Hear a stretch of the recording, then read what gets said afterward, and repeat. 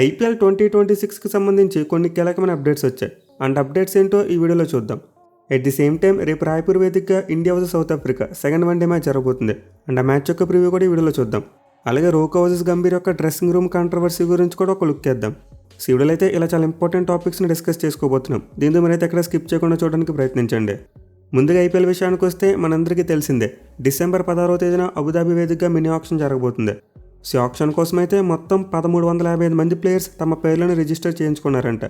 అంటే టోటల్గా 1355 మంది ప్లేయర్స్ ఆక్షన్లో పార్టిసిపేట్ చేసేందుకు ఇంట్రెస్ట్ చూపించారు. బట్ ఆఫ్ కోర్స్ ఇంతమంది రిజిస్టర్ చేసుకున్నప్పటికీ అందరూ కూడా హ్యామర్ కిందకి వెళ్ళరు. ఖచ్చితంగా యాక్సలరేటెడ్ ఆక్షన్ జరుగుతుంది. అలాగే కొంతమంది ప్లేయర్స్ని మాత్రమే హ్యామర్ కిందకి తీసుకొస్తారు.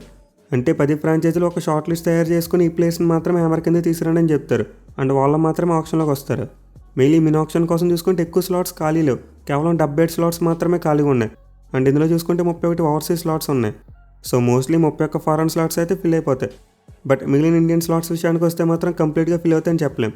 అంటే మిగిలిన 46 స్లాట్స్ కంప్లీట్గా ఫిల్ అవుతాయని చెప్పలేం. ఫ్రాంచైజీస్కి ఎవరైతే అవసరం ఉంటారో వాళ్ళని మాత్రమే కొనుక్కుంటారు.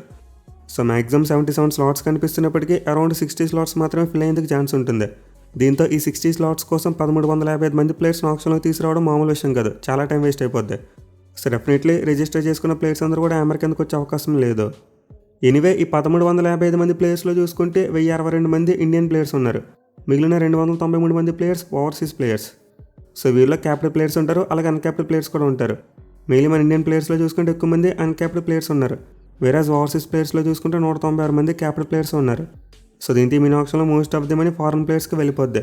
ఇన్ఫాక్ట్ 2 కోట్ల బేస్ ప్రైస్లో మొత్తం 45 మంది ప్లేయర్స్ రిజిస్టర్ చేసుకున్నారు.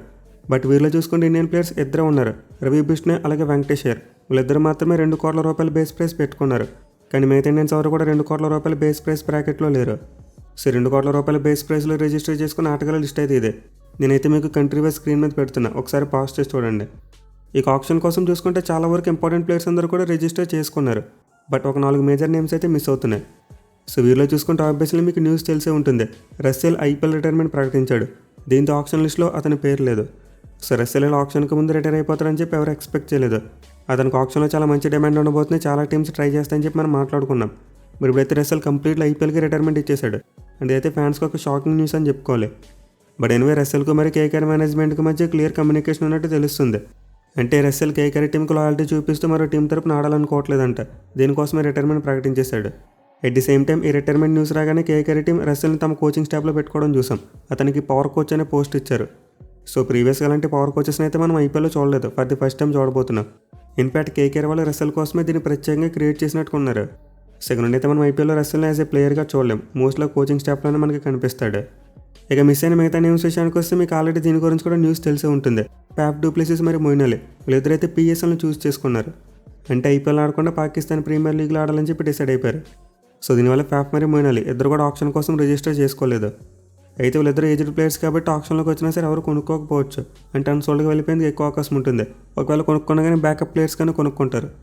సో దీని కారణంగానే యాక్టివ్గా క్రికెట్ ఆడడం కోసం వీళ్ళైతే పిఎస్ఎల్ని చూస్ చేసుకున్నారు. అంటే ఐపీఎల్ అన్సోల్డ్గా మిగిలిపోయే ఛాన్స్ ఉన్న ప్లేయర్స్కు పిఎస్ఎల్లో చాలా ఎక్కువ డిమాండ్ ఉంటుంది. ఎందుకంటే వాళ్ళు పెద్ద పెద్ద స్టార్ ప్లేయర్స్ని అఫోర్డ్ చేయలేరు. దీంతో రిటైర్మెంట్ ఏజ్ దగ్గరలో ఉన్న ఓల్డ్ ప్లేయర్స్ కోసం గట్టిగా ట్రై చేస్తూ ఉంటారు. సో మేబీ వీళ్ళిద్దరికి ఐపీఎల్తో కంపేర్ చేసుకుంటే పిఎస్ఎల్లో తక్కువ డబ్బులు వచ్చినప్పటికీ మంచి డిమాండ్ ఉంటుంది. అంటే ఆడడానికి ఎక్కువ ఆపర్చునిటీ దొరుకుద్ది.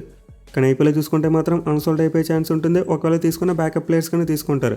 అంటే గ్రౌండ్లో ఆడడానికి ఎక్కువ ఆపర్చునిటీ రాదు. దీనివల్ల ఇద్దరు ప్లేయర్స్ పాకిస్తాన్ ప్రీమియర్ లీగ్ను చూస్ చేసుకుని ఉండొచ్చు. అయితే ముగ్గురిని పక్కన పెడితే మరో షాకింగ్ నేమ్ కూడా బయటకు వచ్చింది. గ్లెన్ మ్యాక్స్వెల్ కూడా ఆప్షన్ కోసం తన పేరు నమోదు చేయించుకోలేదు. సో ఇదైతే ఎవరు కూడా ఎక్స్పెక్ట్ చేయలేదు. మ్యాక్స్వెల్ ఖచ్చితంగా ఐపీఎల్ పార్టిసిపేట్ చేస్తాడని చెప్పి అనుకున్నాం. బట్ మ్యాక్స్వెల్ అయితే అఫీషియల్గా తన ఇన్స్టాగ్రామ్ అకౌంట్లో పోస్ట్ పెట్టాడు, నేను ఐపీఎల్ ఆప్షన్ కోసం రిజిస్టర్ చేసుకోలేదని చెప్పి. సో మేబీ మ్యాక్స్వెల్కి పర్సనల్ రీజన్స్ ఉండొచ్చు, ఆర్ఎల్స్ టైడ్ అయిపోయి ఉండొచ్చు. అంటే గత కొన్ని సీజన్స్గా చూసుకుంటే అతను ఐపీఎల్ పెర్ఫార్మెన్స్ అంత మంచిగా లేదు. దీంతో ఇప్పుడు అతను ఆప్షన్లోకి వచ్చినా ఎవరైనా కొంటారో లేదో తెలియదు. ఒకవేళ కొనగానే అతను కూడా మోస్ట్ లైక్లీ ఒక బ్యాకప్ ప్లేయర్ కానీ పెట్టుకోవచ్చు. సో ఇలా చేసే కంటే మేబీ మ్యాక్స్వెల్ తన ఫ్యామిలీకి ఎక్కువ టైం ఇవ్వాలనుకుంటున్నాడేమో. అంటే కంప్లీట్ ఐపీఎల్ నుంచి తప్పుకుంటే బెటర్ ఏమో అని చెప్పి ఇలాంటి నిర్ణయం తీసుకున్నాడేమో. సో మొత్తం ఈ 4 మేజర్ నేమ్స్ అయితే ఐపీఎల్ ఆప్షన్లో మిస్ అవబోతున్నాయి. ఇక రిజిస్టర్ చేసుకున్న వాళ్ళు కొన్ని ఇంట్రెస్టింగ్ నేమ్స్ చూసుకుంటే జాస్ ఇంగ్లీష్ తన పేరుని పెట్టుకున్నాడు. మెయిల్ అతని అవైలబిలిటీ గురించి ఒక అన్సర్టినిటీ ఉంది. అంటే ఐపీఎల్ జరిగే టైంలో అతను మ్యారేజ్ చేసుకోబోతున్నాడు, దీంతో అవైలబుల్గా ఉండకపోవచ్చు అని చెప్పి రికీ పాంటింగ్ అన్నాడు. బట్ స్టిల్ జాస్ ఇంగ్లీష్ అయితే ఐపీఎల్ ఆప్షన్ కోసం తన పేరుని నమోదు చేసుకున్నాడు. ఇక తనతో పాటు బంగ్లాదేశ్ ఆల్రౌండర్ షకీబ్ అల్ హసన్ కూడా తన పేరుని నమోదు చేయించుకున్నాడు. 1 crore రూపీస్ బేస్ ప్రైస్ బ్రాకెట్లో తన పేరుని పెట్టుకున్నాడు. అలాగే స్టీవ్ స్మిత్ కూడా ఆప్షన్లో తన పేరుని పెట్టుకున్నాడు. సో చాలా వరకు ఇంపార్టెంట్ ప్లేయర్స్ అందరూ కూడా ఈసారి ఆప్షన్లో పార్టిసిపేట్ చేయబోతున్నారు. దీంతో ఈసారి మినీ ఆప్షన్ ఖచ్చితంగా చాలా ఇంట్రెస్టింగ్గా జరిగేందుకు అవకాశాలు ఉంటాయి. ఎనివే ఈ 1355 మంది ప్లేయర్స్ యొక్క పూర్తి లిస్ట్ అయితే ఇంకా బయటికి రాలేదు. 13 పేజీల ఎక్సెల్ షీట్ ఉందంటున్నారు. సో లిస్ట్ కనుక బయటకు వస్తే పీడిఎఫ్ ఫైల్లో నేనైతే మన వాట్సాప్ ఛానల్లో పోస్ట్ చేస్తాను. దీంతో మీరు మన వాట్సాప్ ఛానల్లో కాస్త యాక్టివ్గా ఉండండి. ఇక మన టీమిండియా విషయానికి వస్తే రేపు రాయపూర్ వేదికగా సౌత్ ఆఫ్రికా టీంతో రెండో వన్డే మ్యాచ్ ఆడబోతున్నారు. అంటే వన్డే మ్యాచ్లో కలిసి ఆబ్వియస్లీ సిరీస్ మందే, ఎందుకంటే మన వాళ్ళు ఆల్రెడీ 1-0 లీడ్తో ఉన్నారు. అయితే ఈ వన్డే మ్యాచ్ ప్రివ్యూ చూసే ముందు ఆ డ్రెస్సింగ్ రూమ్ కాంట్రవర్సీ గురించి కాస్త మాట్లాడుకోవాలి. మెయిన్లో సోషల్ మీడియాలో చాలా క్లిప్స్ వైరల్ అవుతున్నాయి. డ్రెస్సింగ్ రూమ్లో విరాట్ కోహ్లీ గంభీర్ని పట్టించుకోకుండా వెళ్ళిపోయాడు. వేరే రోహిత్ శర్మ చూసుకుంటే గంభీర్తో సీరియస్ కాన్వర్సేషన్ చేస్తూ కనిపించాడు. సో ఇలా ఫస్ట్ వన్డే మ్యాచ్ అయిన దగ్గర నుండి చూసుకుంటే సోషల్ మీడియాలో చాలా క్లిప్స్ అయితే వైరల్ అవుతున్నాయి.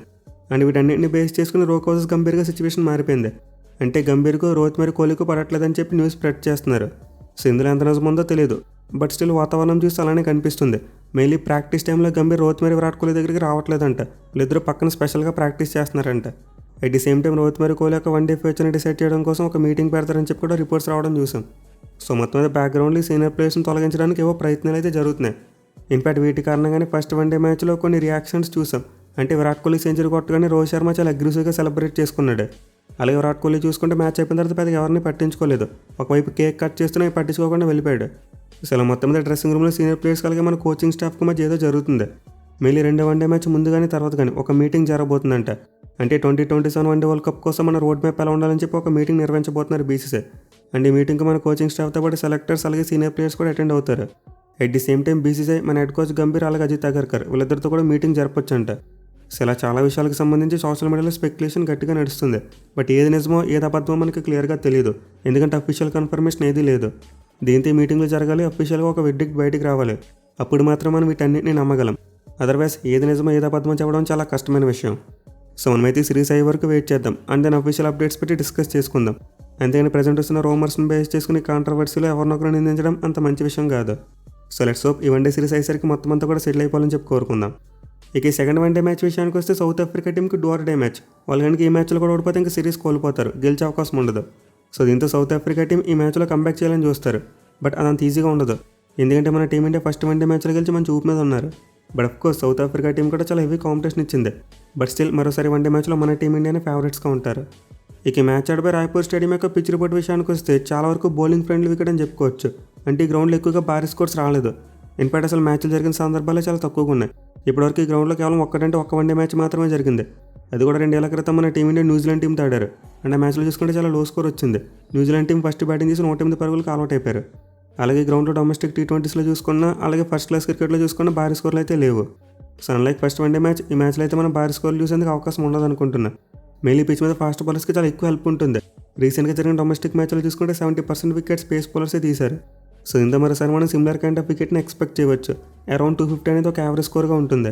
బట్ ఎనివే పిచ్ ఏమైనా మార్చి ఫ్లాట్ వికెట్ ఇస్తే మాత్రం భారీ స్కోర్లు కూడా చూడొచ్చు.